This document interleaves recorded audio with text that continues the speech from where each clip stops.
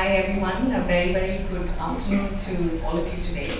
I'm Cicely George, the Executive Director of TiE Dubai, and it's my absolute pleasure to welcome each of you to today's session. The media landscape has been changing so much. I'm not sure if we're at the beginning, the middle, or I'm sure we haven't pivoted yet. But today's panel will really cover across various verticals and how it's changing. Knowledge is power, and we must use these perspectives, different perspectives, as a community to build bigger and better regional brand stories and businesses. I would like to first call on Meeta Srinivasan, a TiE Dubai charter member, former board member, and someone who gets younger each year. And she landed in Dubai several years back. I've heard that she had peacock colors in her hair, and today she hides them with her grey. Meeta, a PR queen herself, I want to first wish you a very happy birthday.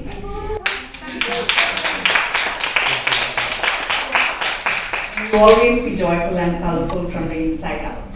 And I would like to call on you to share a few words on your intention of putting today's topic together, what you see.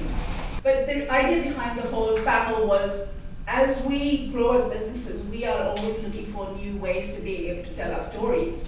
And in the same way, the media are also looking at ways that they can tell stories, their stories, to their audience. And that is changing and it's reshaping the way we are going to communicate with them as a PR person and see. So I thought a panel with journalists who've been doing this for a while, and with some of the newer New Age journalists and New Age media as well, to talk about how this whole scenario is changing and shifting.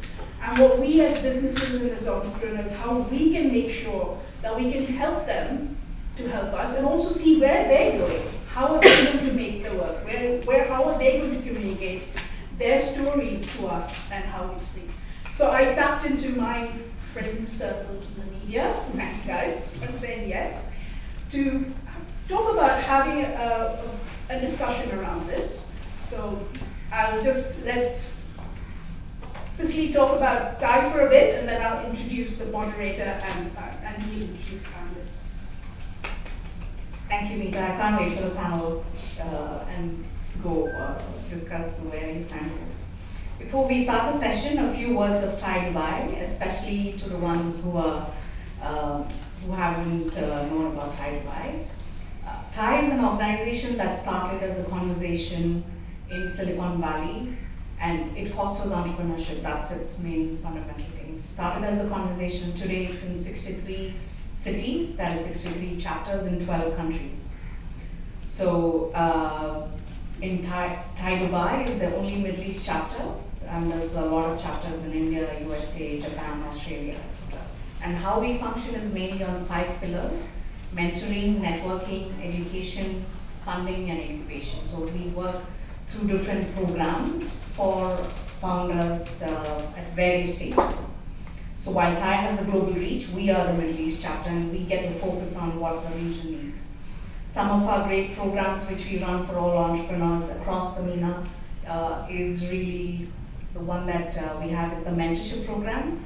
That will actually, there's a new batch that's getting launched. It's in partnership with N5. I think there are a couple of seats open to the public founders. So when it's launched, do make sure you apply if you're a founder who's looking to get some really high value advice from experts. It's a community building ecosystem enabling organizations that interact with key stakeholders, be it founders, government, corporates, incubators, accelerators. We've been doing it for 21 years and would like to really thank Dubai Internet City, N5, Skyline University, Paramount Computers for supporting the chapter. We also have an amazing program, the TiE Women MENA program, running in its 5th year now, focusing on helping women founders. It's quite an amazing program. I want to say it is the last 4 days of applications. Do share it with every woman founder you know. So it's open across the MENA. UAE, there's a separate Emirati category, there's Saudi, there's Egypt, and there's also rest of the Middle East. So we work with various founders across all of these regions, run separate pitch competitions, and pick out winners. They have a MENA finals, which happens at GITEX with equity-free grants at the regional, global level, and this year the global finals is in Bangalore. It moves every year according to the global summit. Last year was Singapore, this year is Bangalore. So we fly the winners, and it's one of the world's largest entrepreneurship competition where around 60 chapters, the women founders all come together, and it's an absolutely amazing network, and the kind of businesses that these founders have been building across the years, it's really inspiring. And I think the QR code is there if you want to share it or make your application. Yeah. And then I would like to call on one of our last year's winner for the rest of the Middle East region. She's the founder and co-CEO of Khateera, a women-led creative production house and digital publisher committed to crafting compelling Arabic content that resonates with young Arab audiences. So I will actually let her share more about her journey and just a very short. Thank you, everyone. I won't take long. So my name is Rana Aspool. I am the co-founder, co-CEO of Khateera, like Cicely mentioned. But just a quick one. I love doing this. You've heard this before. If you've heard this before, just play along. But any Arabic speakers here? Even non-Arab speakers, okay. Khateera, what does it mean? Dangerous. Dangerous. A little bit more. It's dangerous in the feminine form. So khatir for a man, khatira for a woman, but actually in our culture, in the Arab region, when you want to give a woman a compliment that she did something that is impactful, that is very amazing, that's like powerful, you're like, khatira. And so khatira was actually established or envisioned by the three of us, myself, my co-founders Amanda and Maria, to actually help Arab women claim back being khatiras. And what we do is we produce video content mainly, so we produce a lot of shows, video series, docu-series, you name it, explainers. So a lot of our content is very video-based and video-heavy. We are aiming to actually, we say, and we are building the region's first mainstream, progressive Arab woman platform. So I'll give you also as well another trivia question. If you actually maybe trace back, what is the month that Arab people watch TV the most? Or watch shows in general, consume content, Ramadan, right? Food shows in Ramadan. Food shows in Ramadan, to keep us going. Exactly. But actually, if you look at the past 2 Ramadans, if I ask you a question saying the top 10 or 10 out of the top 20 series that were viewed in Ramadan, take a guess at what their content was all about. Love. Women. Love. Women. But what kind? Strong women. Strong women. Strong women, yeah. So what we've witnessed back last year and this year, that actually the top 10 out of the top 20 Ramadan series are not necessarily just about love or just about women. They are either women-led, so that you have a woman Arab star leading the show. And let me tell you the topics. Polygamy, political leadership of women, FGM, so some really heavy hitters. So this was kind of, for us at Khateera, we were like, there we go. There is the way that we can go tell media that we at Khateera since 2019 have actually been tackling serious topics in a very entertaining way, and it works. And only now is the market catching up to us. So we have actually proved big time. Our rates, our engagement rates, our viewership rates are extremely, extremely high compared to any online platforms. We do tend to make content that is extremely purpose-driven, that is very, very exciting for Gen Z. So we've got a big Gen Z followership. We've got around 1.3 million subscribers and followers to our channels. We've really built quite a track record. We actually launched the first YouTube woman-led satire show. So we've got we've got Maria, who's our host for the show. And we launched the first show from 10 episodes. We were expecting at the time to get around 1 to 2 million in terms of viewership, and our first season organic reach surpassed 19 million views. So really, just to give you an indication of the hunger and the thirst, for some really impactful content that is very much rooted in women, their own voices, their own stories, their own perspectives, and not something superimposed from outside, not something that is not native, not something that is not really, that doesn't really resemble us and resonate with us. So I'm not going to say more about Khatira, but I just wanted to give a shout out to the Thai women community. They're always extremely gracious, calling us in, championing us and really putting us out, and this is what we love. Because we are storytellers, we always love telling our story and other stories as well. So really, thank you so much for giving us the opportunity, and I'm really looking forward to the panel today as well. Some really amazing guests and exciting topic as well. So thank you all. Thank you, Rana, for sharing your story. And the other program, I'll just very quickly go through this. We work with the youth and universities as well, where we work with early stage ideas, help them transform into actual businesses. So we fly the winner into Silicon Valley, help them pitch amongst other universities, take them around over there. So we do a lot of amazing things in short. And I'd like to give a shout out to all the charter members who make this amazing and who form the backbone of the chapter. And the easiest way to be a part of this community is to follow Thai Dubai. We're Thai Dubai on YouTube, LinkedIn, Facebook, Instagram. LinkedIn and Instagram is where we are most active on. YouTube does have content. This will go up on YouTube later, including the session. So all the speakers do speak into the mic so that whoever is looking to hear your content later can hear it clearly as well. Very special thank you to our partners. And before I hand over, I want to quickly again call back Meeta. We'll keep it interactive. That's always the idea, so that we have interaction, but towards the end of the session. Meeta, if you can introduce the moderator and the panelists, I will hand that over to you. I'll stick with introducing Justin, who can do the rest of the introductions. Let me invite Justin Harper, our moderator for this event. Justin is an experienced editor and journalist with a career spanning more than 2 decades in 3 continents. His career started in London, working for national newspapers like the FT Business, the Daily Mail, and the Telegraph. In Singapore, he was based for 12 years. He worked with BBC along with PR and content strategies for Standard Chartered, Manulife, and Reuters. He moved to Dubai in 2022, freelancing with Arabian Business and ARN Radio Network. And then he joined Campaign Middle East February 2023. I mean, he's just recently left Campaign. So this was probably a story that you probably have written about in the next week. So I'll let Justin carry on and introduce the other panelists.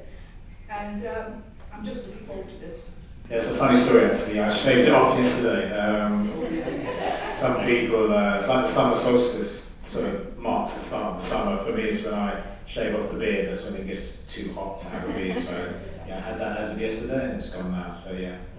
Thank you, Meeta, for inviting us all here today to talk about the new media landscape. I will invite my guests. I'll just clip this on. Okay, hopefully you can sort of talked out. Okay, so yes, thank you again for inviting us along. When Meeta asked, I was more than happy to come along. And then when she told me who the guests were and the fellow panelists, I was even more excited because I think I said in a LinkedIn post, media heavyweights, and I stand by that. We've got some very experienced people here. So without further ado, we're going in alphabetical order by Christian name. So we go with Richard Fitzgerald, who is the CEO and founder of Augustus Media, an award-winning modern media company based in the UAE, Saudi Arabia and Cairo, and the publisher of Love in Dubai, Love in Saudi, and Smashy TV.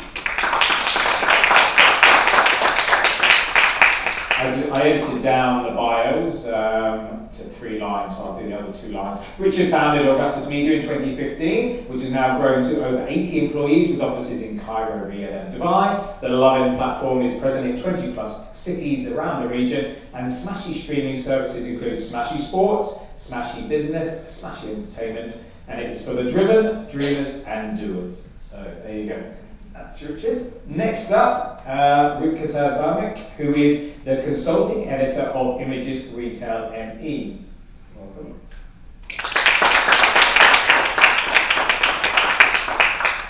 Now, she is a journalist by profession and a dog lover by passion over the past 15 years. I'm not sure if you're a journalist for 15 years or a dog lover for 15 years, or both.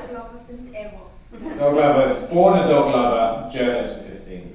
Okay. Of which 12 plus have been spent in the UAE, and a major part of that is with Images Retail ME. Rupika has written extensively about the MENA retail industry, and her personal favourite areas include conversations with business leaders, startups, and food and community-centric stories. Definitely love a bit of food and community. So she also runs a platform, interestingly, called Pause and Read, which aims, I think it says, to connect humans and dogs. Maybe we can talk about that another time afterwards, through inspiring and informative content. So welcome. And last but not least is Shruti Nair, who is, she started her career in journalism with the Times of Oman. Welcome to the stage.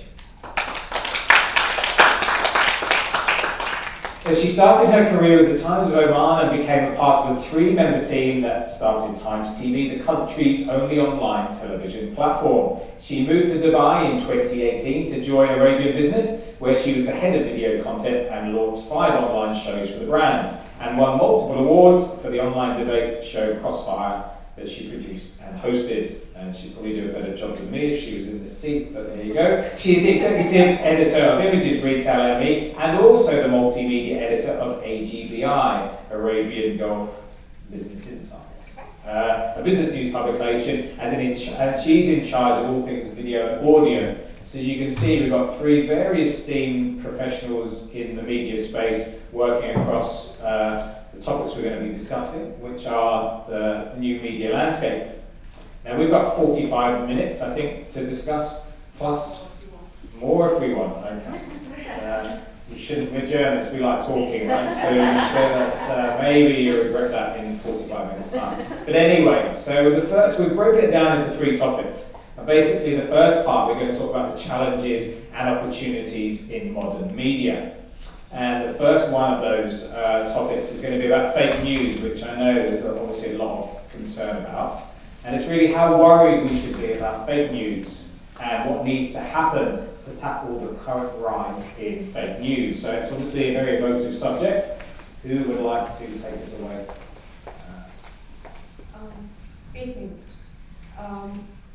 Extremely concerning. And I'll start with an example. So we had the flash floods. Some people are calling it typhoon in Dubai last month. And no, it wasn't in April. So family members, friends across generations started sharing this one clip over WhatsApp. And that wasn't even Dubai. It was a doctor's video. That's how scary it is. And information floats around like wildfire on platforms like WhatsApp. So, as journalists, we are taught to do thorough fact checking. We are taught to go to and refer to sources that are credible, cite data, statistics from credible sources, and verify multiple number of times the sources that we refer to, the people we speak to, the people we quote in our articles. So I think those ground rules remain the same. I think now what we need to do is tap into technology to sort of verify what's true and what's not. For example, there are platforms on Google, offered by Google, that you could go onto and verify photos and videos, how credible they are. So I would think those are the things that as journalists we do, and readers and viewers should also do before they share stories liberally across social media. Yeah, absolutely. I mean, flow was a great point. There's a lot of craziness, on social media and on news, and different videos being shared. So that's a good topic. Shruti, what do you think about that recommendation? Sure. Can you hear me? Yes, I can hear me. So I think I'll start with this, right? There's a quote that's attributed to Mark Twain, which says that a lie can travel halfway around the world by the time a truth ties its shoelace. Now the funny thing about this is there is no evidence that Mark Twain ever said that, hence proving the point, right? So it's a strange paradox, and it's a strange time that we live in because there is information and content overload. But to understand and know what is true and what's not is what's the biggest question mark here, right? And it's always the sensationalized lies that get spread and get carried across the world. And I think the biggest example, which I cannot not mention, is about the 40 beheaded babies that we saw, which was obviously something that came out of IDF, which was reported by Israel first. But then very quickly, there was the White House that said that yes, we've seen evidence, which is why a CNN, a Fox News, tabloids in the UK, etc., they found the power to report on it. And this is what circular reportage is, right? Where you attribute your source as another media publication, which attributes it to another media publication. And that is where the problem lies, where right now, who do you trust and where do you go to for these sources? So you mentioned that, we are taught and we are trained to do the due diligence and all of that. But right now, even the media is doing this circular reportage where we are citing other publications and platforms, which makes the problem so much more difficult to tackle. So right now, unfortunately, the onus seems to be on consumers, on readers and viewers of all these publications to make sure that where they're getting their information from are credible resources. So it's like how you go to a supermarket and you look for labels, ISI certifications, etc. While purchasing a product, similarly, you go to the content platform you go to look at the source, where the information is coming from. And if you think it is credible, if it is a reliable source, then that is something that you can look at. That is one. And then there is also the onus on social media platforms, where Facebook, etc., have been saying they're trying to tackle the problem, but have they been doing it? In my opinion, I don't think so, which is where regulators and regulations come into play. So in a nutshell, I think right now, unfortunately, the onus lies more on the consumers as opposed to, the other side of the spectrum. And Richard, you're a huge consumer of news and content, and how do you sort of deal with the whole fake news on your site and just generally what you're consuming as well? Yeah, macro level, why would it need to be fake? Maybe there's other reasons, but if we distill it down, it could be because there's an agenda or there's a mistake. And then the mistake level, something might be fact-checked, or the video, someone sharing it might think it is Dubai, or might.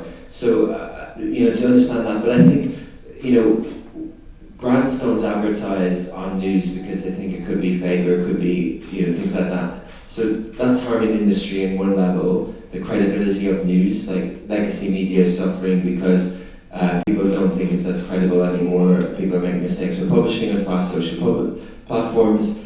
Then people like Donald Trump will brandish this term fake news around the 2016 election a lot. And why would he do that? Is it agenda, or is it because the legacy platforms aren't saying, CNN fake news? Well, is it as simple as that? But I think, I agree with the points made here that I do think it's right now it's comes on the user, but the best platform innovation I've seen is the community notes on X that Elon Musk has brought in.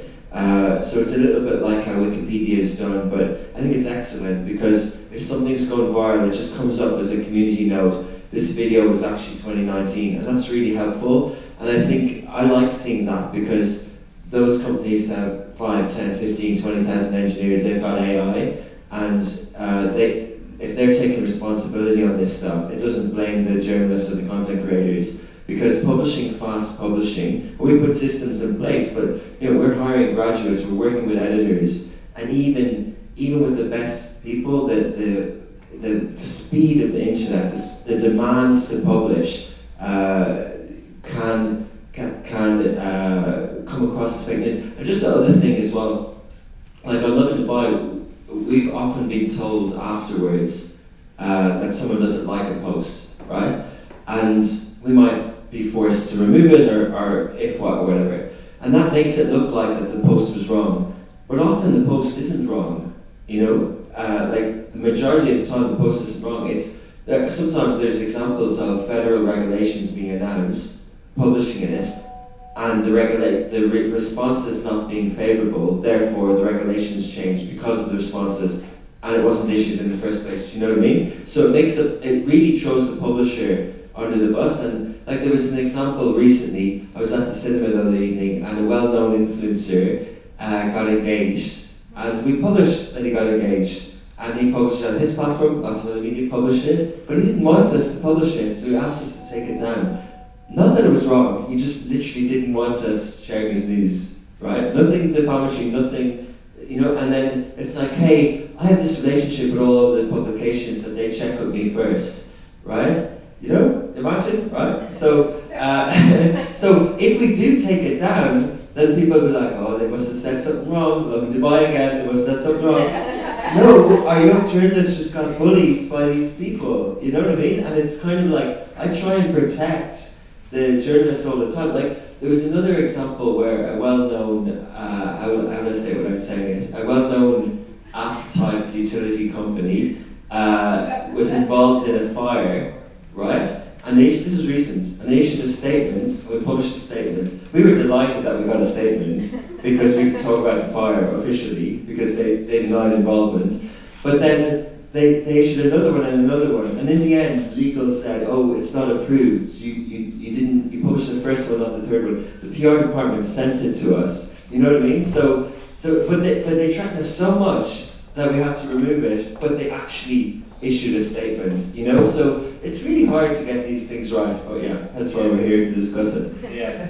I mean, if I could just counter the point, just one little point about it, right? Which is, as journalists, we're told to look for three things. One is speed, accuracy, reliability. And when I used to work for a daily, that was the order. Today, I feel like the order needs to be sort of reversed a little bit, where it needs to be accuracy first over speed, in the context of fake news, where, you know, where I think the due diligence and all of that needs to be done first, and then comes speed. But I understand there is a rat race and there is a competition, and the faster you publish the news, the more it gets spread, and all of that, I get it. But then it's the element of responsibility, where I feel that, you know, a lot of publishers, especially when you're doing news and stuff like that, where it does make a difference, where it does shape public opinion, that accuracy should be given priority over speed. Absolutely. I mean, there's quite a few talking points there. We could talk about fake news for 45 minutes. It's a strong subject, but I think it's clear that it's not clear. It's not a black and white subject. Fake news could be misleading, could be an accident there, it could be propaganda, it could be some political agenda. There's many different varieties of fake news. You know, as Richard's point as well, you know, there's also people putting content out that they want us to take down as well. And from a publishing point of view, we've got credibility to preserve, and it's just someone's ego. And you know, sometimes it's a brand I know put out a press release, and they asked us to take it down a few hours afterwards. Not because it was wrong, because they wanted it to come from another department. You know, it was the marketing people, and they wanted it to come from the PR people. So, aren't you guys the same thing? And so we had to refuse and say no. And say, oh, it's really going to question our dealings with you. So yeah, being bullied is one thing, but then also having that filter with the fake news is another, and it's a full-time job. And I think, you know, Shruti, what you were saying is, you know, like when I was at the BBC, it was always a case of we'll never be first, but we'll be the most accurate. And it takes time to fact check, but it also takes a lot of resources, you know, people to actually do that fact checking. And as you say, you've got to get the news out there. So it's a really difficult one, you know. And then just moving on from that, with the fake news still related, is media bias. Like, how do you spot that bias? And also the other thing is, do the readers care? You know, do they actually really, they don't mind, like with influencers and, oh, this has been generated by AI, or this has been paid for content. You know, it would be interesting to get your three views on you know, what you think about media bias, and also when it comes to the end user, do they care, and are they sort of, you know, looking for so much transparency the way that we think they are? So, Richard, do you want to start with that one? Yeah, I think it's interesting. I mean, definitely with, you know, BBC reference points and things like that. You know, I grew up in that part of the world as well, and that's the reference, and it's always about impartiality. You know, even if you're covering elections, you have to, before gender equality was important in optics on panels, like we're 50-50 here, before that was super important, back then the point was, do you have enough airtime to each political party, and is it all equal? And then someone hearing that commentary will think then, every media, everywhere around the world has to be impartial. And you nod, but why? Why? Because the opposite to that isn't necessarily bad. Kira, if they're pro-female content, are they impartial? No. But is it bad? No. So I think media can be the opposite word. What's the opposite word to impartial? It could be pro. It can be pro. It depends on what your media lens is. I do think, in the UAE we have WAM and, ARN News Centre do a good job. But I think the national press agencies need to be accurate. But you can have a lens, and with journalistic integrity and with fact checking and without breaching the media guidelines and the society norms of the territory that you're in. I think you can have a functioning media society here, and many people will say you can't, or you can't say this, you can't say this. You can. I always bring this up, but because we're trying to build a Middle East media company, we're across different countries now, but I always reference the time frames around this. The history of media. The printing press was 15th century. The British Times was 1775. The New York Times was 1850. The first printing press in the region was in Egypt in about 1820, right? The Ottoman Empire banned the printing press. If we were in the same time as that now, we wouldn't have the internet. We don't. The media guidelines were written in 1972 in Saudi. The first printing press in Riyadh was in 1953. The first newspaper in the region, Sharq al-Aswad, the Hafiz Brothers out of Jeddah, which now is SRG, that was Arab News in 1975, 200 years after the UK Times. 200 years after the UK Times, after the Times. So just because we don't have a constitution written over there somewhere in 1774 that says First Amendment, doesn't mean that we can't have media and we can't have our own view on it. And Lovin is quite pro the cities. We're unashamedly pro Dubai. It says it in the name. It's Lovin Dubai, it's pro Dubai, and it worked for the region. And you said what Smashy was. Smashy was driven dreamers Zeus. It's supposed to inspire. It's not supposed to be the BBC. It's not supposed to be impartial. It's not supposed to give a balanced view. And if everyone says we need both sides, no. Why do we need both sides? But we just don't need to defame anyone, insult anyone, or do anything that's false. But you don't need to give both sides telling a story. If you're telling a story about an impressive female in the region, why do you need to give why do you need to balance it out? Tell the story and do it well. That's what you're trained to do. Yeah. Well, you don't have to have a man come along after a woman talks about sort of feminism there. You definitely don't want to have a man to come along and talk about. Ruben, we haven't heard from you for a while, so do you want to get involved in the conversation on how you feel about the whole media bias? And again, it's not clear, like a lot of these issues really, when it comes to certain causes and people who are underrepresented or are underprivileged, they deserve a single voice and no competition or opposition to them. So absolutely, and thank you for saying so. It doesn't. Yes, the effort is always to balance and provide views from both angles, three angles, however many angles. But sometimes we have to be the voices of underrepresented communities as well, as you rightly said. I would like to give you an example. There's a story that I did back in the summer of 2022. Remember, we faced the riders issue back then. They went on strike for a few days, and that story needed the riders' views. Yes, of course, it also needed the platform and the aggregator views. We needed to bring forth the problems, the kind of issues that these guys were facing at that time. A lot of it, thankfully, has been resolved. A lot of it still exists. So I feel that bias sometimes is important. However, when we talk about bias of brands or companies on our narratives, that's also a reality. And that reality we face because of declining ad revenues, because of having investors on board, and that obviously kind of puts certain checks and control on biases, on stories that we write. We have to follow a certain kind of narrative. We cannot go beyond that. And then, as all of us pointed out, We face these requests day in and day out, which did not exist even a decade ago, I feel. We want to see the draft. Why do you want to see the draft? We are not writing press releases, that's different. And that should be treated differently. The reason why we are writing the story is because we want to offer our views. And it necessarily won't be negative. Most of the times it's positive. So, I mean, and to your question, readers, of course they understand biases. Of course they understand all of that. We should not be underestimating them at all. Yeah, Shruti, what do you feel about that in your position? Because you wear many hats, you know, you work for a business title as well. They usually ask for the draft from me because they know it's negative.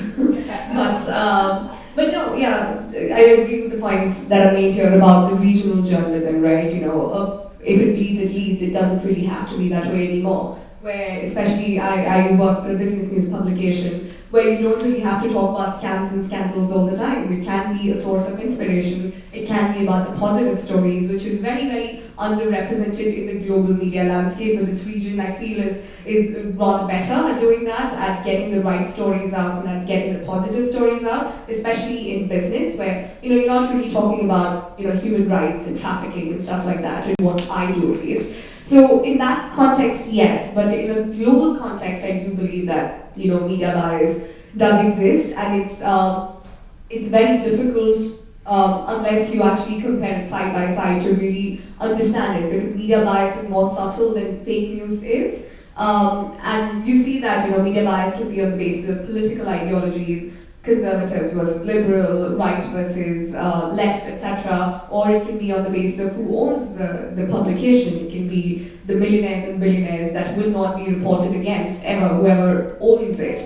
And we see that, or, you know, I was in the UK a couple of weeks back, and there's still this whole perception of this region, right, of the UAE, which is predominantly because of the media, and it's how the people's consensus of the UAE, of this region, Saudi, etc., is shaped, where they still think, the people who've not been to this part of the world, they still think that, you know, it's a conservative society, there's not a lot of freedoms, it's very dictatorial in the way it's operated and stuff like that. But once you're here, you see a completely different landscape. And that's what I mean, that media bias exists, and it can tilt in either way, the perceptions of people in either way. And I think for me, when I really clearly saw it was when COP28 happened here, and there was Western media that had a clear bias against this region and against Sultan Al Jaber. And the most subtle way that they could do it was with the images of Sultan Al Jaber that they used, right? They would find the images where he looked like this villain, this criminal mastermind, where you see that image and you know you are talking about an evil person there, you know? And then you read the article, it obviously substantiates that picture and all of that. But then from being in this region, you know that he's not just the CEO of ADNOC, but he's also the CEO of Masdar, the largest renewables company. So you have a more balanced view, but that is where I feel the subtle media biases play such a crucial role in shaping mindsets. Yeah, Richard, you mentioned a point about loving Dubai being unashamedly, you know, sort of pro-Dubai, you know, the title there. Do we have that responsibility as the media to put, you know, to try and change perceptions? Or should we leave it up to politicians and governments? Or as the media, should we be telling people, you know, this is the country, this is what we do? Should it be down to us? Is that... No, yes or no, or a straight no? Well, no, I don't think as a vocation, I don't think one goes to university and studies journalism to do that. That's a different, you can enter other fields, but to change the perception. But I think obviously as storytellers you can change perceptions. We consciously hire journalists. We don't, you know, even for our commercial content, we don't hire copywriters. Everything is done by journalists, trained journalists. And I heard an interesting, might be a little bit off topic, but I heard there's a publication like us in a way how we publish in the US, BuzzFeed, and then they had BuzzFeed News, and BuzzFeed News won prizes and then it shut down. And the guy who set it up was New York Times, now he's with 7-4, Ben Smith. But Jonah Peretti said to Ben Smith one time, you work for the guild, you never, and I think Justin, we discussed this recently, you work for the guild, you never work for a company. In other words, there's a higher purpose as a journalist to do something and wouldn't necessarily always be told what to do in terms of writing copy. In terms of London, Dubai and things like that, we consciously never, there was a time, like when we started in 2015, I remember there was a Western journalist who came in and wrote an article, in fact, I forget which title it was, like Telegraph or one of the American ones, and basically destroyed Dubai, like concrete jungle in 3 days, no culture, all those stereotypes you hear. And we just attacked him. We just attacked the article. We just went, this guy doesn't know what he's talking about, here's why, and just attacked it. Like literally picked out everything he said that was wrong, named it by name, and just attacked, just defended Dubai, pro-Dubai. And what we want to do is have journalists, like our journalists in Baghdad, our 2 journalists in Gaza, our journalists in Beirut, to do the same thing, to be proud of where they grew up. However, we don't want to change the perception of the West. We're more, it's a local news platform, so we're not writing for tourism. We never are, and that's why I stalled before answering, because even though advertisers might think we're writing for tourism, and it's one of the reasons why we pick city names and not countries, we don't want to write for the West. The newspapers have died. There's, the fourth estate, there's a missing utility in local news, classifieds, scores, football results, community stories, it's missing. And London Dubai, we always say we do community stories, not companies. This is why we don't do coverage. There's a manifesto page on our website that literally says we don't do coverage. We do community stories. Like if some guy's restaurant is closing down, that's a London Dubai story, right? Like we do community stories and people send us cat videos and stuff, right? Like that's it, and dogs sometimes. But and that sort of stuff. So to answer your question, no, I don't think. I always think like same with some journalists that work for us and say, hey, I've heard this quote from the region saying, oh, we need to hold people to their account. We're journalists, we need to hold them to account. No, we don't. That's the law. Like the law needs to hold people to account. The journalist doesn't. Like you're overstepping. You can tell a story and you can shed light on information that doesn't exist, which is a really nice quote, really nice way to do it. But you don't need to hold someone to account. Why should you? Like that isn't the purpose of the law. It's not the police and the Yeah, right. It's not our jurisdiction. As we threatened that we could talk about fake news for 45 minutes, I'll do a pivot onto something that, with an entrepreneurial sort of lens on with the audience here, is the new opportunities that we see in new media. Whether it's a startup there, you talked about Semaphore and some of these spin-offs and BuzzFeed and here in the region, do we see, is it, still opportunities in this media landscape to set something up completely new, copy someone? How do we feel about opportunities here, or they're few and far between? It's not the best place to be doing it. How do we feel about that subject? I feel there's huge potential. I mean, we're just literally getting started. If you're talking about independent journalists and the kind of opportunities that exist in terms of collaborating with either agencies or entrepreneurs that are like-minded. There are so many things that can be done.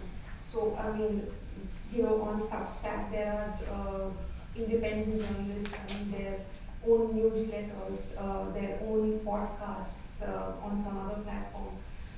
We haven't seen that happen in our part of the world yet on that scale.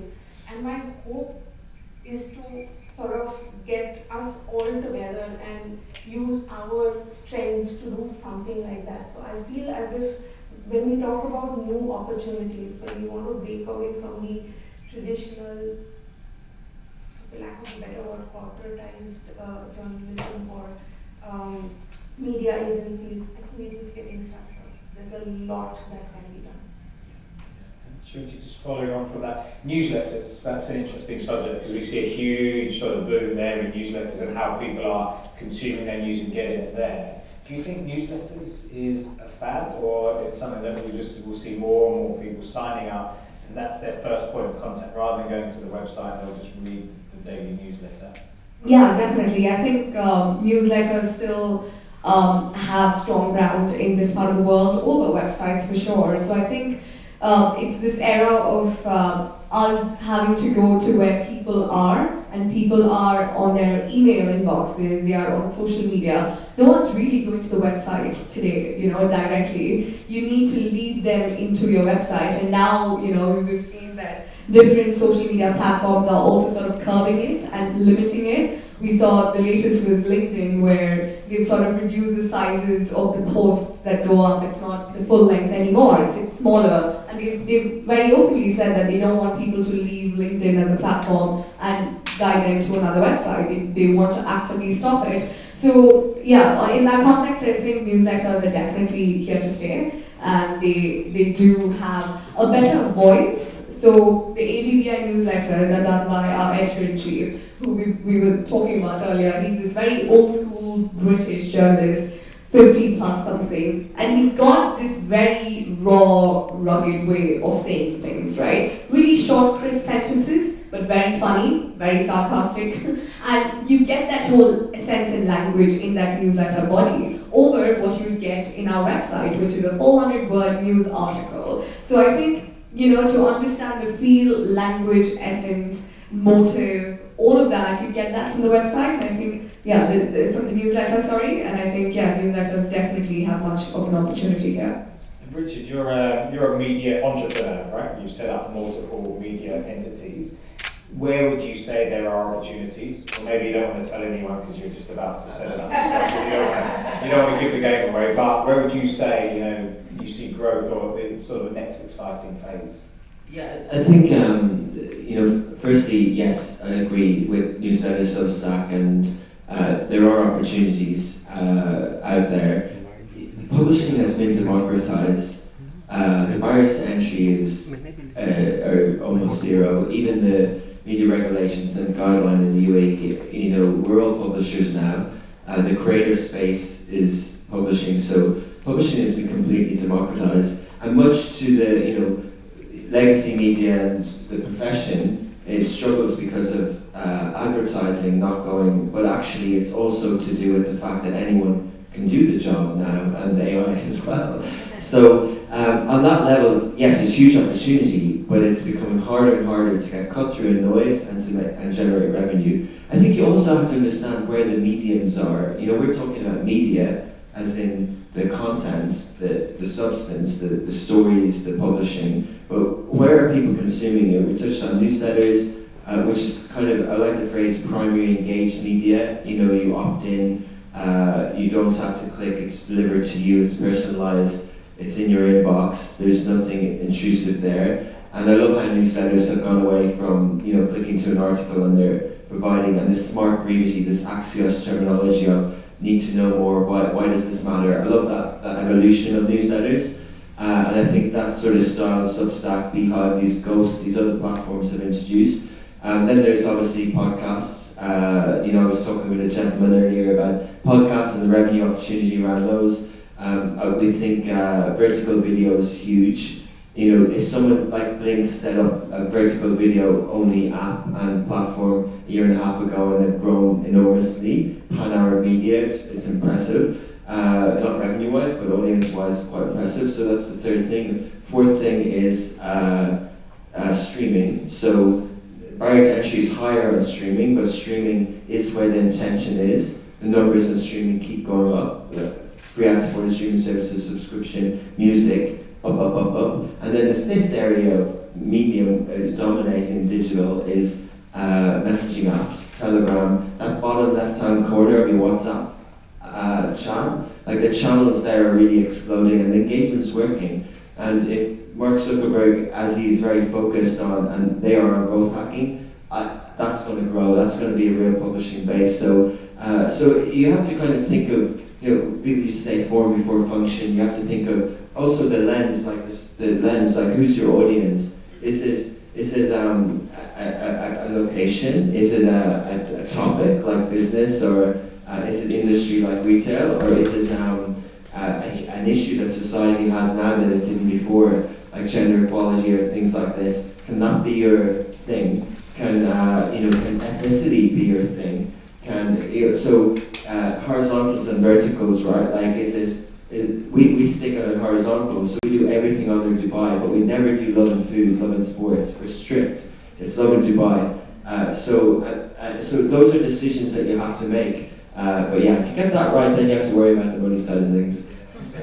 There's definitely plenty of opportunities there, and you know, I just thought we'd maybe take a breath, take a pause for thought, and having topped off challenges and opportunities, just to see if anyone had any questions on whether it's fake news, biases, opportunities there before we move into the next segment. Just thought, in case you forget your question, if anyone wants to ask, please do. I have one. Ladies first. Yeah. So you were talking about Substack and stuff like that.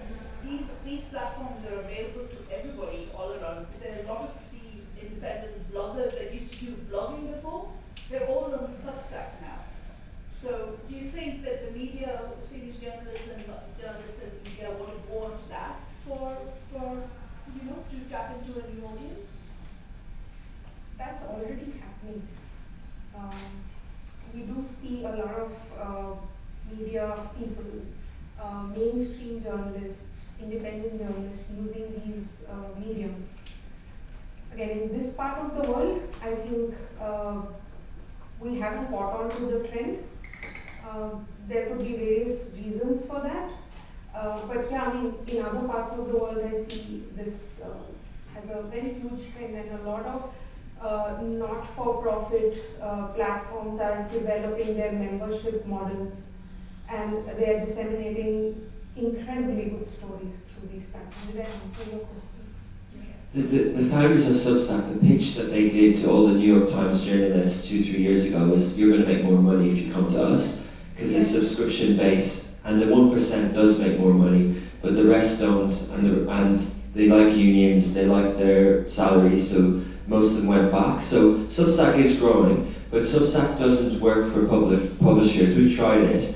What works is Ghost or Beehive, equivalent to Substack, but that's like a CMS, that's like a WordPress or a Blogger. It's the same thing. It's just do a bit of setup work and you've got the same thing. But to your question, media and you know, as was said, like the publications in the US that have launched in this style in the last few years are all newsletter based, like Punchbowl, Axios, Semaphore, Puck, and they're not only just newsletter based, they're also talented journalist led with funding, $10, $15, $25 million, and they're newsletter plus events, and they are the new newspapers. You know, the ones.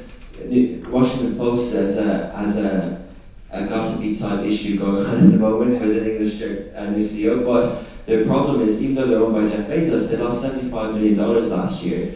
4 or 5 other publications own politics in Washington, all new media ones, starting with Politico, and Axios ahead of Washington Post. So, but they're all. But going back to my point about those 5 things, you have to pick one of those 5 things, which is why I don't sort of chuckle. But sometimes when I see magazines being launched, I really question the strategy going there. I don't mind the brands. I don't mind the legacy media brands. I don't mind slow news. I don't mind these brands. I think they can live. But like choosing to call it a magazine and have that thinking internally where someone is going to consume your content, it just isn't fit for purpose. Okay, to answer your question, it's the gentleman in the front. Thank you. This is Sam from ESG MENA. What do you think of the idea of developing an ESG code of practice among media in the region, in the UAE? As you know, MEPRA, the Middle East Public Relations Association, just released an AI framework. What do you think of developing an ESG framework for the media industry? ESG or ESG? ESG. Mostly on the G, the governance. Yeah. Not worried about the environment and not worried. It is something that is being done globally, as you know. Yeah, so I think governance is a huge thing. I think, again, kind of what Justin said, I do think some of this should come from a government and from I know the Saudi media law is being reworked, but I think governance is really important. But again, I trust competitiveness, I trust capitalism, I trust the country that we're in to weed out the poor governance and just the nature. The governance for me is running a business ethically and running it properly. A lot of that. And if you don't do that, you're not going to survive long. So in terms of frameworks, industry bodies are really important. And what the organisation that you mentioned, frameworks can help. But who's going to implement them and regulate them? And I sat on the IAB board for the last couple of years, and while I think industry bodies are really important for the growth of and the work that they put out, I think it's only one part of it. A lot of these things are what's the word? Like they're kind of lobbying groups, and people are paying on them who can afford it and have their own interests in mind, and the little guys don't get served well by them anyway. So I don't know, like what would be the purpose? All the talk in the Western world about ESG is that did it and DEI, like did it really? Why was it set up, and why did it become so big, and has it really worked?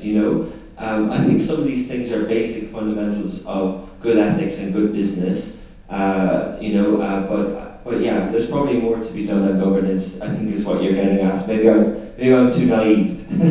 But more to your point in the back, that I definitely believe that ESG is a very important conversation across all industries. But then with the governance point that you made, right, like I fear that if over-regulation becomes a thing, then that could also hinder what we were talking about earlier, the barriers to entry. And what we discussed earlier was, is there more opportunity for new media titles to come in, for media startups to come in? And right now, what works for this region is the fact that there aren't as many barriers to entry. It is kind of an open market right now. So if the industry gets over-regulated, then that might pose a problem, because currently, in today's atmosphere, I do believe that there is a gap, right? In terms of the kinds of journalism that can be done, the kinds of publications that need to be there, especially in the digital sphere. We just touched on Substack and all of that, but also with the verticals that can be covered, we aren't covering all the verticals that we are capable of. I mean, just insight-led business is what we do at AGBI, right? So it's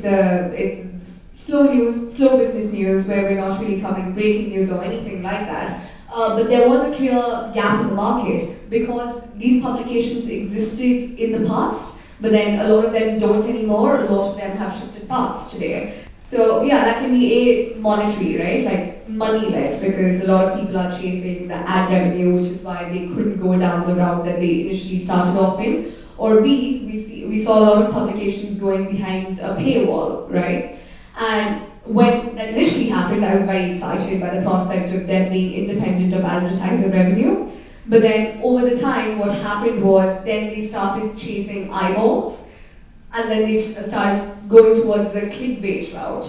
Again, bulging away from what it was meant to be, insight-led, in-depth news coverage, where it has to be analytical and all of that. So it's about chasing, right? Right now, like publishers and publications here are either chasing revenue or eyeball. And to chase revenue, they have to let go of a lot of their standards of journalism and ethics that we've practiced and we've known. Or you're chasing eyeballs, going down clickbait, which again, is it ethical? Debatable.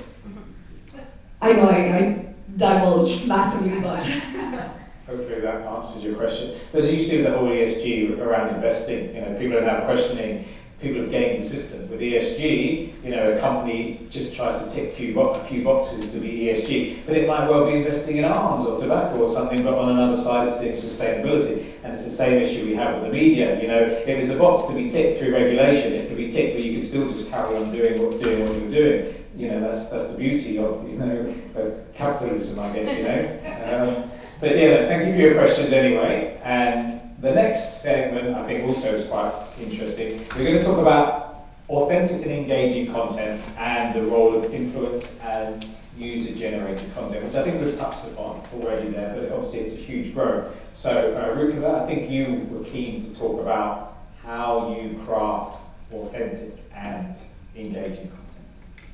It could be about pets and dogs, but subject matter, but how do you go about doing that and making sure it resonates with the audience? Sure. So one of the things that we've started doing at Regening is we are trying to now bring readers into the editorial staff. I mean, we always spoke with them, but now even more closely. So we're chatting with them, we are even bringing them over to our workspace to sort of engage at a more deeper level, because at a certain point we felt as if there was this disconnect. We were sitting and writing stories that were perhaps not resonating, and there's a bigger challenge that print media faces, right? We don't get ready analytics. We don't get those insights in print. So it already takes us a little longer to understand, okay, our stories are not doing very well, certain segments. So as a learning over the last few months, we started sort of bringing in these people who've been our readers for a very long time, started understanding what they want to read. So that's been one huge learning, and it has led to higher engagement, of course. On the other hand, if I speak about pause and read and user-generated content, oh my God, it's shooting through the roof. You will be able to substantiate, so will you be able to. Things like, it's not gimmicky, but things like this new book which has released, the Forever Dog Life book by a veterinarian, very well recognized. Forever Dog Life. It's a recipe book, 120 recipe for your pets. Written by Dr. Karen Becker and Roddy Habib. The moment you upload any picture from their book along with your dog or yourself, or just the picture you upload on Instagram, they are resharing, and you immediately see a spike on your platform as well. That's the power of user-generated content. And Justin, I'll just take a moment to get back to that question. Do readers understand bias? Yes, they do. I see that on Pause and Read as well. As long as I do inspiring content, informative content, they get higher traction compared to product-related posts. So I support a lot of entrepreneurs, I call them popreneurs on Pause and Read. But the moment you write about them, yes, there is traction, but then the interest is not as high, as much as the other kind of content, inspiring content and informative. And then Shruti, for you, just moving on from that, user-generated content is great, speaking to the people there. But does it naturally mean it's authentic because it's coming from the end users, or it's not that simple? No, I don't think so. Yeah.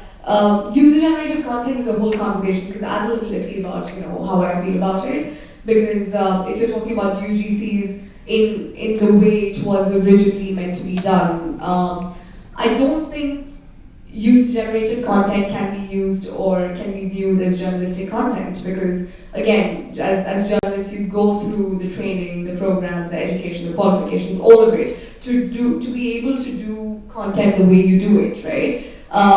And I don't think just purely relying on UGC, especially when you're talking about financial journalism and news journalism and analytics and stuff like that, it can be viewed as purely authentic, correct content, accuracy, going back to that point.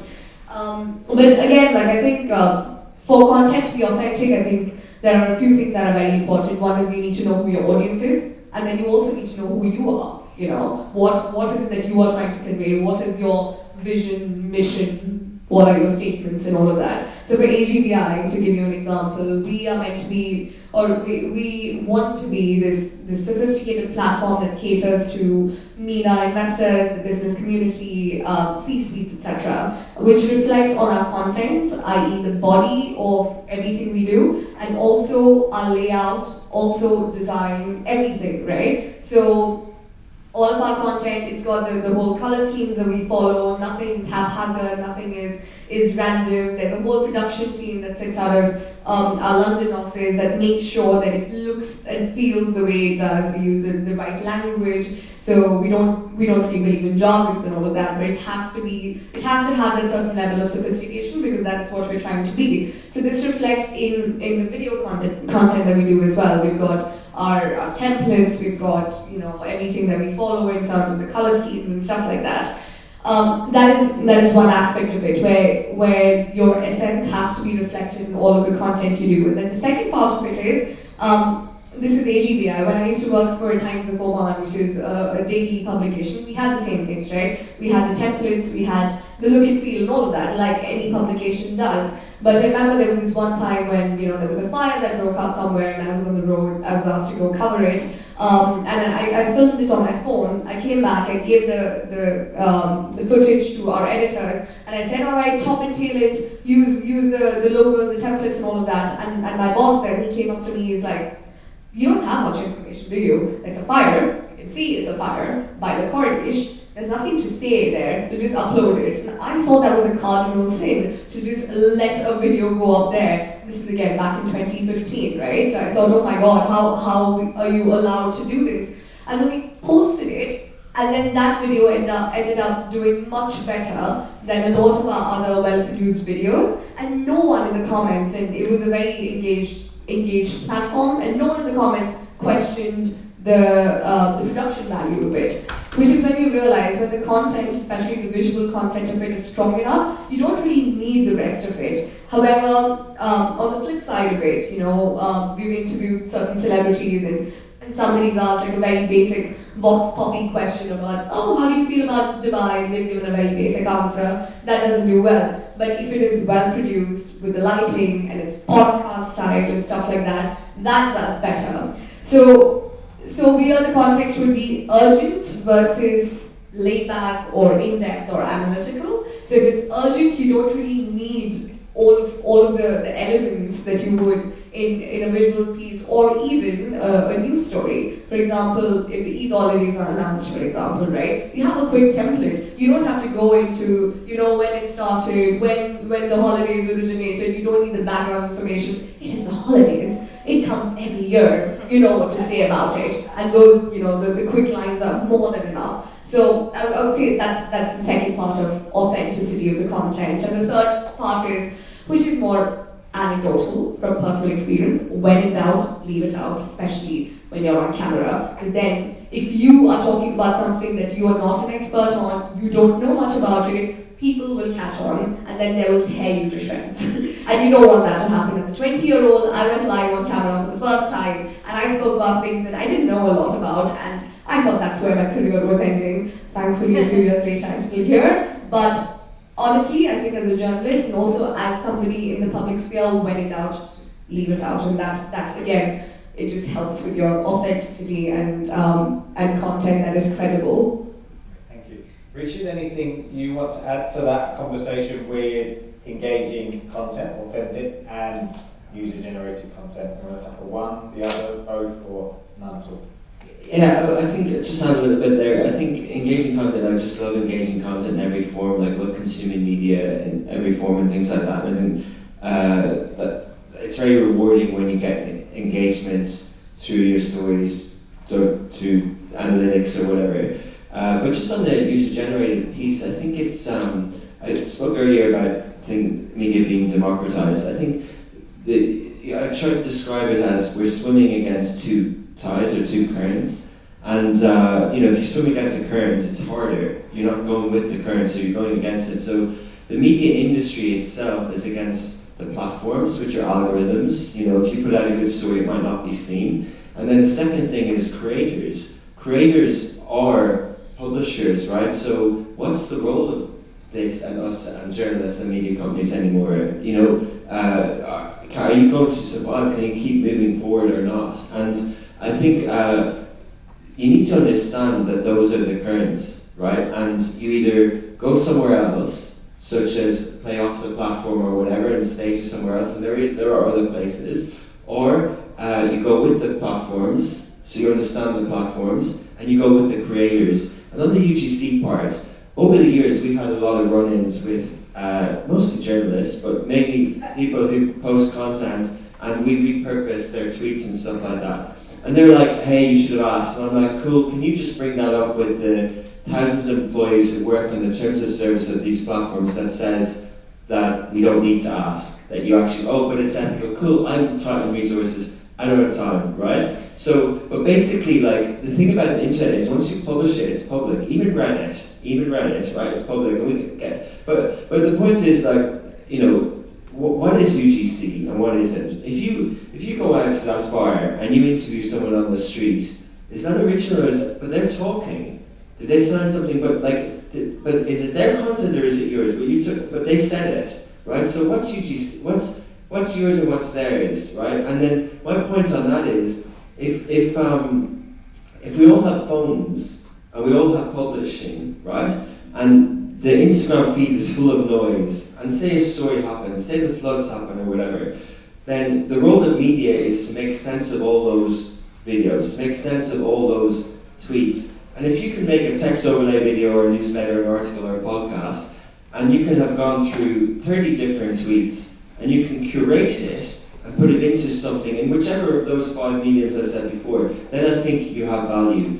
And I love the word curation because, you know, I used to be, in past life, I used to spend a lot of time in art galleries, and I would read about artists, and nothing would I prefer more. You know the difference between going to a retrospective than an art fair, right? If you go to an art fair, you see nice things, it's fun, it's sociable, but you go from gallery to gallery and whatever. If you go to a retrospective, you see 80 years of history put together through the lens of a very expressionate person, through the lens of a curator who puts the room in, and it's unbelievable. 2 hours going through a retrospective of one of the great masters or whatever, how much you can learn, you know? And if you can do that on an Instagram post and a carousel in 15 minutes, then that's curation, that's a skill. And that shouldn't be dismissed, that shouldn't be said, hey, that's UGC or that's not this. No, I think that's a skill. I think to take all that noise out there and to make sense of it and distill it in our fast, busy lives, I think it should be encouraged. I think it should be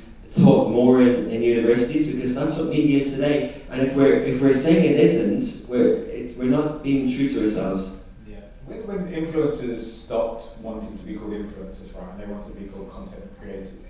That's sort of like what we're talking about here, these creators.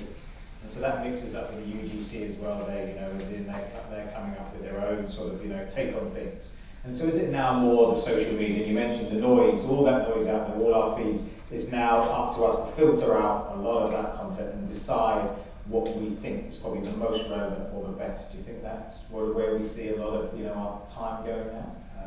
On that curation story there, you know, because there's so many good stories coming out of social media, coming out of the public there now. Do you think that's something that we'll see more of there, or there might be some sort of turn where actually we want to go back to generating our own type of content again? Or it's just, there'll be a balance, you know, it's like we'll find that ratio, we'll find that nice sort of happy medium.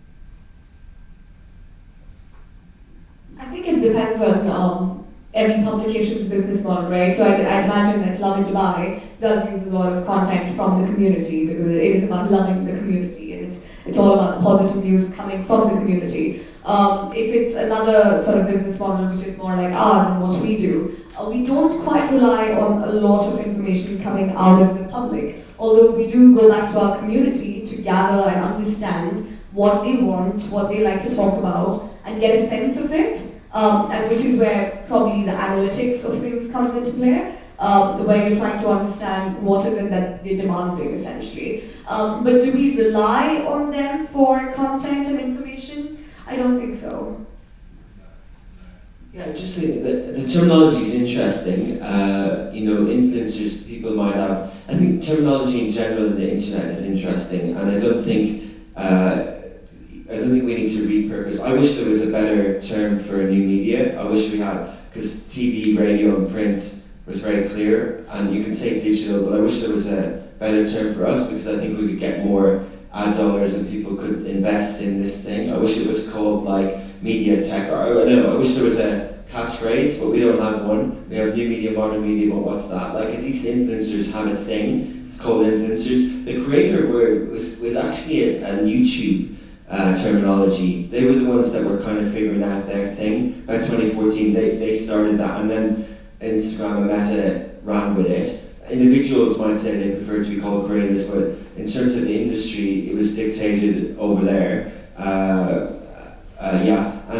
So I think, basically, that's what I thought, but basically, can someone pick up? That's right. I'll pick up on that, on the terminology point of it, right? Because I think the whole influencer term seems to be quite pretentious, so to speak, is how I felt about it. I mean, what they can be influential for, they can be brand influencers. They're not influencing people's lives and decisions and making them think differently and all. What they talk about are, I don't want to trivialize what they do, but in the grand scheme of things, they're not a Michelle Obama or we're talking about social media influencers who do what they do. They promote food products, they promote travel, they promote makeup tutorials and stuff like that. So which is why content creator might be a more accurate term for them if they're not trying to endorse anything. So just trying to help you out there.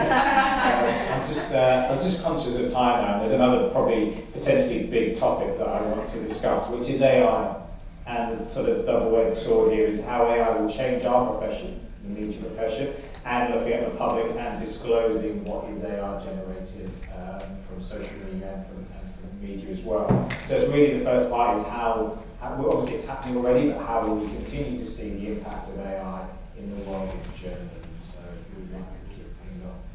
Very quickly, I think there's a lot of mistrust and there's this general sense of lack of trust in AI at the moment. But I think it could be a very good tool so far as research is, background research is concerned. Very quickly. Yeah, the vices and virtues of AI. We'll talk about the virtues first, like Rupakha said. There's a lot of assisting tools that AI can provide, right? They can act as an assistant and not a replacement, as of now for sure, which is, again, research, transcription is something that I use AI tools for, and again, a lot of potential for what generative AI can do. Again, it comes with its pros and cons, but for me as a multimedia journalist, I feel like right now, if we are able to generate images by just commands on a ChatGPT or a GPT-4, they will be able to generate visuals as well. And I struggle with getting B-rolls for a lot of the content that I produce. So if there comes a time, which I'm sure the technology is always there, already there, where I can just put in that, for example, if I'm doing a story on longevity, Brian Johnson, the guy who's about 50, looks 30 or something like that, and I want to do a video explainer on the concept of longevity, and I want to get a footage of a 90-year-old man doing push-ups. If I can put that command on ChatGPT and they can give me that random B-roll video, that's going to make my life easier. So there is potential there, but then it also comes with a threat of deepfakes, which is obviously what deepfakes are doing in today's day and age. So as an assisting tool, I think there is a lot of potential. Today, I've done these experiments for many, many months since the time ChatGPT became a thing, right? Where I just go on and put a command saying, act as a journalist and draft 10 questions about the rise and fall of Dubai Parks and Resorts. And then I'd see the questions that come, and there's probably one question that I might use, but I've asked my trainee reporter, an intern, to draft similar questions, and it will be about 80% accurate. Because there are certain questions that you're taught in journalism school which act as blanket questions, which can be about, tell us about your performance, tell us about your expansion plans, tell us about the key challenges. Very basic questions, and which is where ChatGPT is at right now, even GPT for that matter. But then it's a learning technology, it's a machine learning algorithm, and it's learning really, really, really fast. But then it comes with the problem of bias in artificial intelligence, right? Because the data sets we have today are quite biased, as we know. We've seen examples of how Hispanics and African Americans in the US aren't being granted loans because AI has said that, well, historically they have defaulted, so they will default, so let's not give them loans. So we're talking about a data set that is unclean and biased already. So if you have to use that for journalism that plays such a vital role in society, can you purely rely on them? I don't think so. That's a good point. Richard, AI in media, pros and cons? I think on the macro, micro, on the granular sort of generative AI, our daily jobs, like Ted Sarandos, the co-CEO of Netflix, said AI isn't going to take your job, the person who can use it will. And I think from a simplistic term, it's an assistant, it's a tool, just use it. You know, like back when we were hiring journalists, video was getting big, and we just use Canva and we make video. Like we build templates and we make videos. So I think in a simplistic term, just use it. And what we've done this year across, I think there's like 45 journalists of 100 people. We've just opened a credit card and we've said just test out these things from Midjourney to, there's one in Jordan called BITH, B-I-T-H, means broadcasting in Arabic, and they've done, it's really nice to see software coming out of this region that's on par with InVideo and the other softwares in the US. So we're just sort of testing out these things. I could go into detail about what the generator can do on that side of the slide, but as a macro level, like I'm hugely excited about it because I heard Jeffrey Katzenberg of Disney and then Quibi, that failed thing. He spoke in Qatar recently, and he basically said he basically said that like Web 2.0 unearthed YouTube and creators. And we're not really in Web 3.0, but he basically thinks that AI is going to unearth a new type of content. I don't know if it's going to displace creators. I don't know if things move that fast. I think we're on the run of creators and influencers and platforms. But imagine it did, and imagine this device gets replaced. And we talk back to the 5 mediums I discussed earlier. I was at CES, the Consumer Electronics Show, for the first time ever in Vegas this year, and it's a lot about display technology, but a lot about AI. And there's been 2 failed devices that have launched. Failed as in not received well by the public. I'm not even talking about that Vision thing. That's been out a year, by the way. Have you seen it yet? We see Tesla trucks in Dubai, we don't see the Vision thing, the Apple thing. But anyway, so the 2 devices are Rabbit and Humane, that's the brand names, and they're wearables. They're wearables, they're not phones, they don't have a screen. They're like a Whoop, they're wearables. And the best analogy I heard is that they're machine learning, they're your virtual assistants that you wear and know they can connect to all your different devices and know if you're hungry, I wouldn't even say, but they're basically, the promise is that they're an AI wearable. So they might serve you up content, I don't know what they're going to do. Anyway, they're not working. And if pattern recognition and if technology, if you look at trends, I'm not an expert, but if you look at this stuff, 2007 was iPhone, it was 2010 before we had them, but it was 2007 and it didn't come out for a kind of a year, but that keynote was 2007. 2003 is the iPod. Between the Sony Walkman, that thing, remember? Between that and the iPod, there were MP3 players, and they were crap. So that's where we are now. So we're waiting for our iPod and our iPhone AI moment, and once we have that at a macro level, once you have the device, and it could be Siri, it could be still on the phone. I just think let's watch what technology does, and then let's get our stuff together on the generative thing, because this whole thing is going to change everything. Yeah, stories that do quite well AI first, like an AI influencer, an AI radio DJ or presenter. They do well because of the novelty, but are we sort of warming up to that, or they're just gimmicky things that we probably never get much further than that? We like human types. We call it AI washing. After pink washing, green washing, there's AI washing happening. It's not a washing machine that's AI. It's a concept there of just saying it's got AI, it must be cool. Yeah, and it's also great for media and PR, right? So most of the press releases we get from any tech company today says that it has AI in the subject line, even if it is just basic technology. It's not even predictive, it's not even like amazing AI, it's just very, very normal technology. And that's because they think that it's more likely to get covered. And also, there was don't quote me on the numbers, but it was definitely more than 50% where investor funding going into AI startups was much more than investor funding going into any other tech startup. I have to find a number for you, but which is why we've seen a lot of other companies also do things right. I might be digressing a little bit here, but remember when was it Amazon? Yeah, Amazon Go stores, where they were the grab and go stores. When they launched, they said that there's no cashier, it's cashierless checkout. All they had was cameras around where you, as a customer, you can go into a store, grab something, and walk out. And they said that this is completely AI-driven. The entire store doesn't require any human intervention. What they did tell you was in the back end, right at the back of the store, there were about 10 people sitting and monitoring every purchase. And in their offices back in India, there were about 100 people monitoring these cameras. So the whole facade of AI there is what I call AI washing, right? So they do it for PR, they do it for the gimmicks of it, but the true use case of it is still untapped. And there's a lot of potential, don't get me wrong, I am a believer in what AI can and will achieve in the future, but there's a lot of the marketing gimmicks happening right now.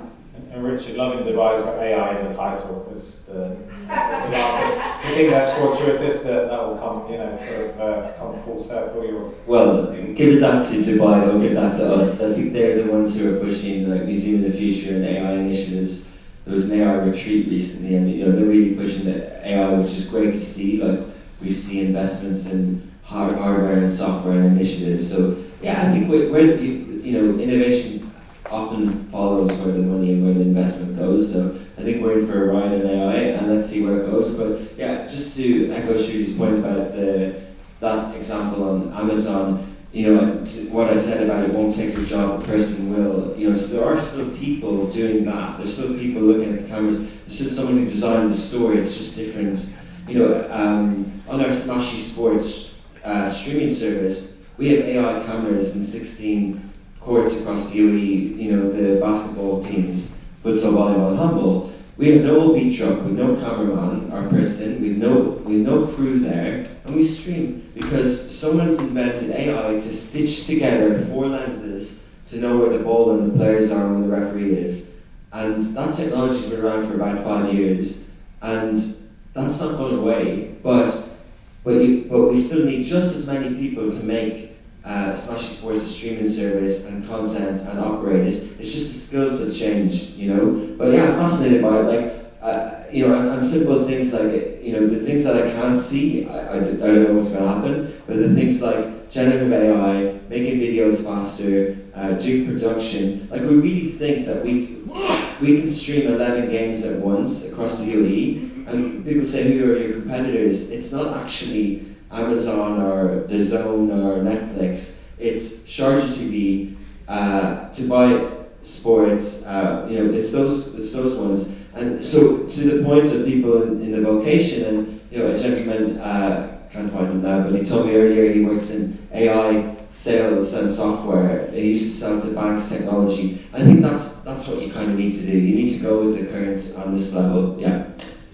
As we know, we're in the very early stages of it there. We're still learning so much. Things will work, things won't work there. So yeah, it's a learning curve which we're already on. So I'm just conscious that we'll probably run out of well over our 45 minutes. And Q&A session, part 2, maybe we should do that. So are there any of the topics in the first part, the second part, fake news, AI, engaging content, influencers, UGC? We covered a lot of things. So anyone wants to ask a question and we're ready? Yes, please go ahead. So like you said, it's now up to the consumers to kind of filter everything out, research themselves. But what that leads to is obviously media fatigue.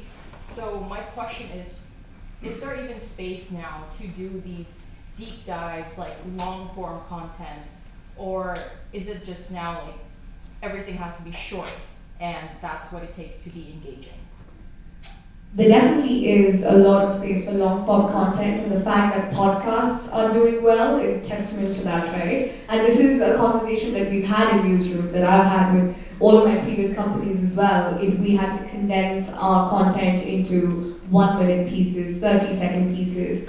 But I feel like there's room for both, and for me, the best example of that would be Live. where the live numbers keep increasing for the longer time it's on air, right? Because more people join in at different points. Now, Facebook algorithm has changed over time, Instagram is changing, LinkedIn is changing, Twitch, X is changing. So right now we're still experimenting with the algorithms and the platforms, but the fact that there's so much potential for live, it just goes to show that there definitely is space for both. Now again, the definitions of short form and long form are different across different platforms. There's the reels on Instagram, which is meant to be about 60 seconds or less. On YouTube, something that's between 5 and 8 minutes is considered short form. So there is so much space for different forms and different types of content now. And I feel like with media fatigue coming in, with people's retentions increasing, now people are trying to get away from this doom scrolling mentality where they are very mindful of what it's doing to their brains. I am very conscious of my brain cells dying every second that I keep doom scrolling on Instagram, and I'm actively trying to stop doing that. And the one way I can do it is by just plugging onto my earphones and listening to something that's more insightful, and which is what I'm getting from podcasts. Yeah, I was going to say something else, but you really triggered something there. It's a good point. I think it's about consumption, isn't it? Like if we're conscious over what food we choose, it's the diet, and it's what do you put into your brain and what do you consume. And of course, there's value for well-researched pieces and informative stuff. And actually, I think it can even be more impactful. It won't get as much engagement, but if something is done well, if something in a form of content is done well, it can even be more impactful in society, whether it's a book or a podcast. We had a guest on the Love in Dubai show yesterday. It was a guy who was, you might have seen the video, it was on the Chris Fade show as well, B. Raniman, the restaurant, Indian restaurant in Al-Qusais, and he was shutting down, and he was on the show to talk about it. But with him was a guy called AT, and AT is an Indian creator in Dubai who's blown up on TikTok. And he's been on before, and I was wondering why is he in the studio? There was a lady. I'll explain to you who else was with him. But he used to eat in B. Raniman for a year, and the guy told him he was shutting it down. He said, let's make a video. So the creator who's good at his own TikTok could spot that this food was good, and he made the video, and it saved his business. The lady beside him, watching the interview yesterday, was first name Vivian Nermian of the New York Times, previously of Bloomberg, previously of Financial Times, and she was writing a feature piece on AT, right? And so she's in the studio in the morning. She's not fast publishing. She's actually heavily pregnant, and so she's working on this feature piece. And what's more important, the Live Love Dubai show, the virality on him saving his restaurant. But I just love the fact that there's someone going around the region. She's basically Rihanna. She's flown here to cover this guy, AT, and it's going to be an influencer content Dubai Indian story on the New York Times in a few weeks or whenever it goes out, and it will have impact. So to your point, I think the research is there, but someone's paying for that. Someone's paying for flights and paying for everything. They have 10 million subscribers on their app, and their app's excellent. But they're anonymity, and I wish we had one of them in the region. I really do wish. And we talk about wanting, I really do wish that Gulf News didn't offer Lulu hypermarket vouchers for their subscription. I wish they put something like this story behind the paywall, because it's quality journalism. Sorry to say it, but you know what I mean. I just wish that it was there, because she's in the region working for a capitalist New York thingy. Why can't that be done here? Yeah, absolutely. Hopefully that answers your question. Sorry, yeah, go for it. The reason platforms like HBR also exist is because there is space for well-researched long-form content. And I think if we add on short explainer text or videos to that kind of, it takes care of that entire loop. And that's the thing about doom scrolling, it's free, right? So it's free content. So of course, if you're paying for it as a paywall, then the quality of the journalism and the content will be better, and you think twice about paying for it to make sure you are actually benefiting from it as well. So yeah, there's definitely an argument for that. investing. Sorry, you got a question? I was just coming back to the point you made earlier about rice travel half the world by truth still tying shoelaces. That's a very interesting point because I see a lot of negative news basically being published in the media, which is primarily because they feel that is more readable. People want to look at the story. And the positive news is actually kind of buried somewhere there. And that's also probably why media fatigue and brain fatigue happens to people, because you keep on looking at negative news and you kind of get stressed and all of that. Do you think there's an opportunity to kind of look at a different slant, maybe a different experiment to see, can we look at more positive, inspirational stories rather than too much negative content? I think this region is a good example of that, right? Because we don't really thrive as a region itself on negative news as much, especially when it's stories coming from this region. But then there's a whole novelty hypothesis that's done. And it was a study done by, I can't remember, but I will give you the attribution later. So it was a whole study done about, what makes news sell. And the topmost factor there was surprise, element of surprise, right? Followed by something that triggered an emotion, a strong emotion or a strong feeling. So now the whole element of surprise is why stuff like, the lies travel around the world and not truth. It's because there's that whole new element, because you're fabricating a whole new lie, it's a whole new story which you haven't heard about. So that whole surprise comes in. And then something that triggers a strong emotion is usually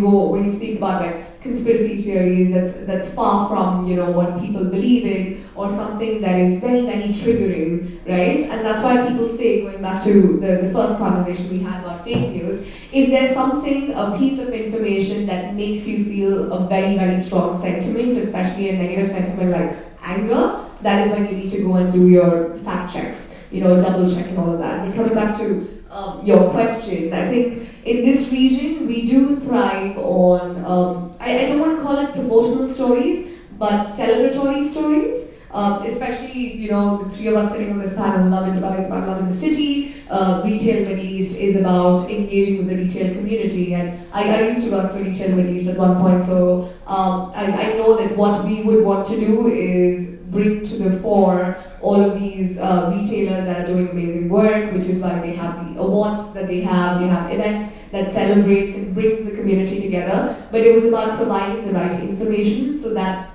community can thrive. With AGDI, what we do is, again, we're trying to find that community and pass on the information within the community, but also with a sense of skepticism, right? So we wouldn't really be publishing about every business out there. We don't take press releases. We never publish and print press releases. That's not what we do. But what we want to do is identify trends, identify risks, identify challenges that helps the community. So yeah, it doesn't have to be about, if it bleeds, it leads anymore. I think Rich and I spent our formative years in the UK, and if you want to see negative news agenda, the UK is you see here is from one extreme to the other, so it's like... So totally right, and I must say that, and UAE, when this region gets it right, there's obviously a lot more positive news that goes around that helps, in some sense. I'm just looking at, for example, Canada, like what it was a few years ago and what it is today. There is a lot of negative news that's self-propagating, actually increasing, the negativity in general. So you're right. Ultimately, it does breed on each other, and probably might need to look at, this region is a good example of what's being done to enhance positive sentiment. Absolutely. Last question. Yeah, last question. You're the. I come from the media monetization side. And I was wondering, we're talking about new media. How difficult is it for new media to monetize itself? Because we've seen print media dying. Most of the newspapers here aren't really being printed anymore. And if they are reducing the number of pages that they have. I'm talking about newspapers here. I live at a distance from Dubai in Quain, and I used to subscribe to both Gulf News and Khaleej Times. Gulf News does not deliver there anymore. I was a paid subscriber, but they just cancelled my subscription. So yes, print media is not what it was, but all this new media that is coming up, are they able to monetize themselves? Because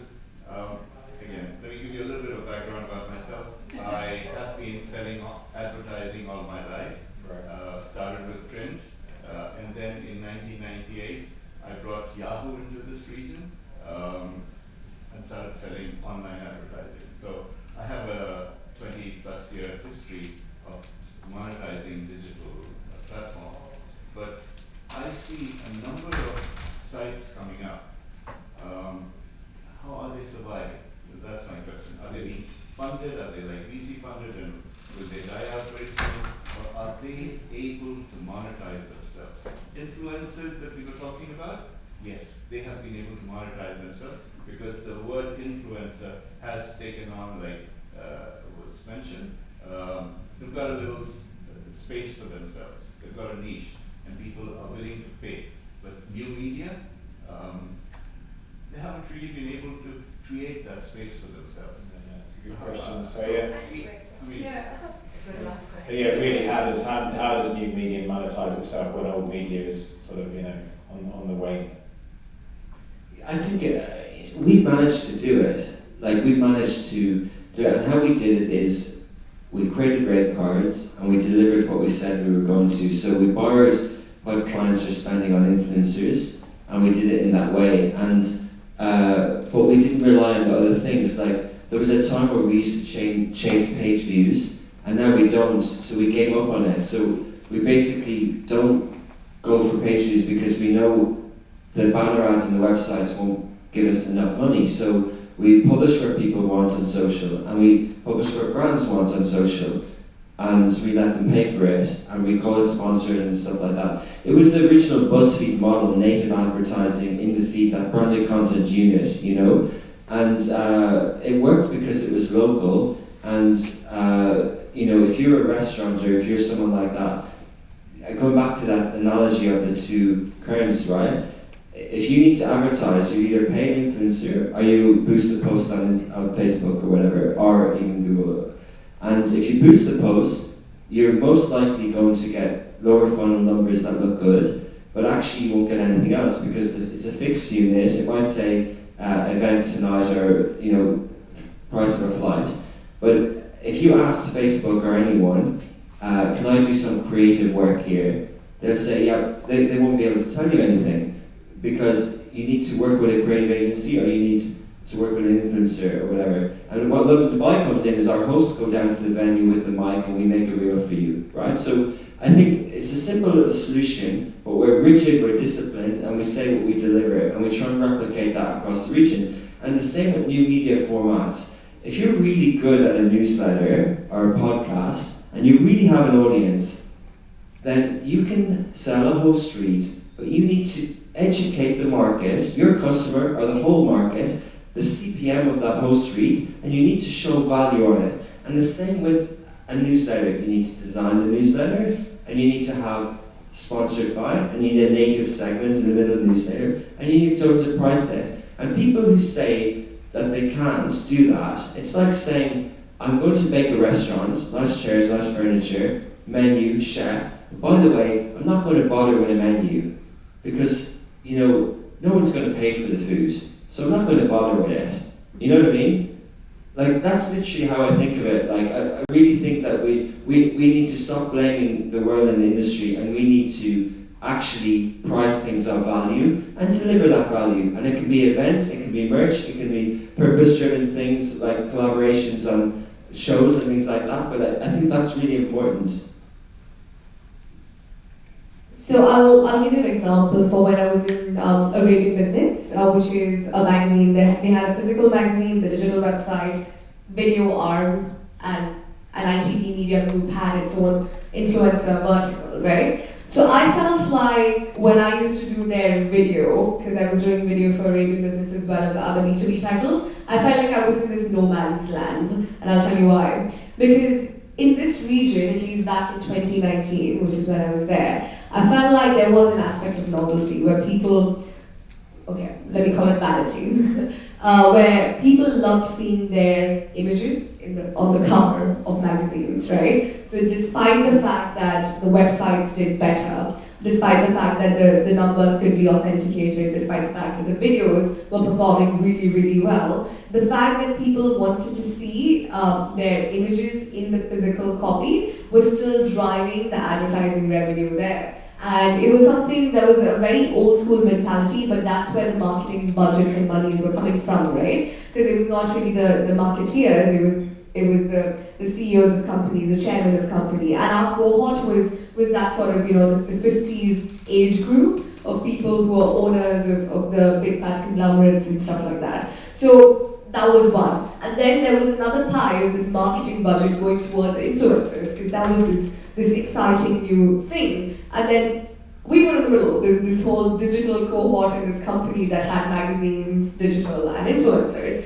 And we were such an afterthought when it comes to when it came to monetization, and that is something we struggled with, right? And then we had to talk about how things can be monetized, and the platforms weren't helping. So if YouTube was our platform, we had to discuss pre-rolls, mid-rolls, post-rolls, but the guidelines online weren't clear if we are allowed to do that, because YouTube had their own ads and Facebook had their own ads and stuff, so there weren't clear guidelines. Another way we could do it is product placement. Was that effective enough? Was another question mark. So it was exciting because we got to experiment with so many different models, but for this experimentation, we got the tiniest share of that pie given to us. And for me, I had a bird's eye view because we had all of it happening in the same era, right? The same sort of stage, so to speak. So that was interesting. Things are changing now that, print is dying, let's be honest. Yeah, it is dying. There is a place where the places become tinier and tinier and tinier,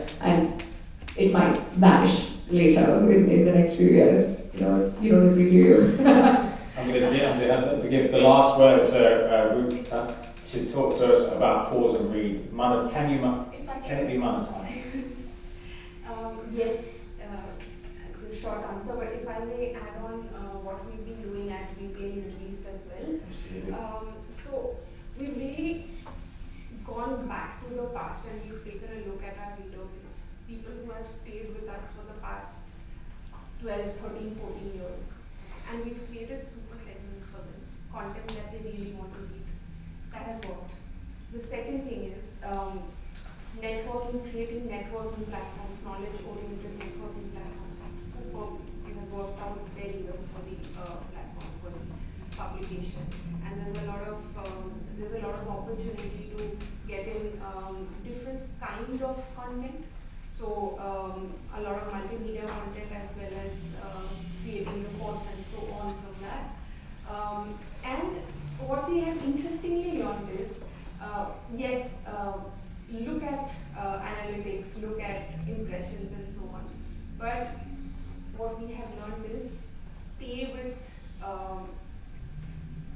focus on people who have stayed with you, because if they have stayed with you for that long, they have critiqued you, they will, and they have proved that.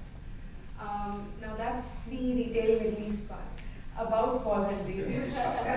Fascinating with pause and read and the humans of dogs. Are you trying to monetize it, or was that never part of the plans? In one day I might see if I can. Never part of the plan. But then what happened in 2021 is I got selected to get into this accelerator/incubator program.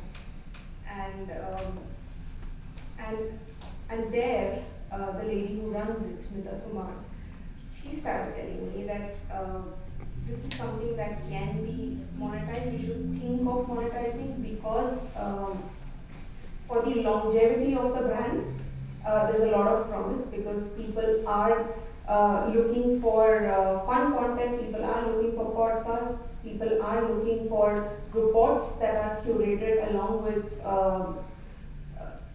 with trustworthy voices from the industry. So Justin, while I have given up on those opportunities to monetize, I don't know why, but I somehow feel that, okay, this is, this started as passion, this should stay as my passion.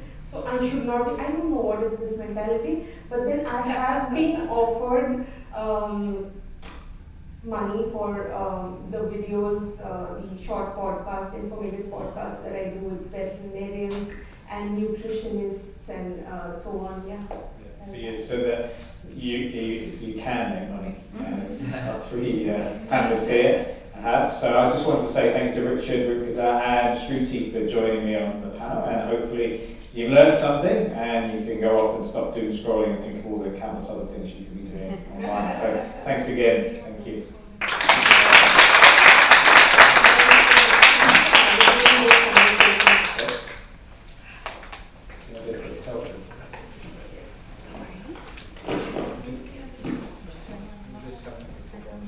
Thank you very, very much. I think a lot of people stayed on. I usually cut much earlier. It was so interesting. We'll be using UGC today for our socials. Thank you everyone. Have a good evening.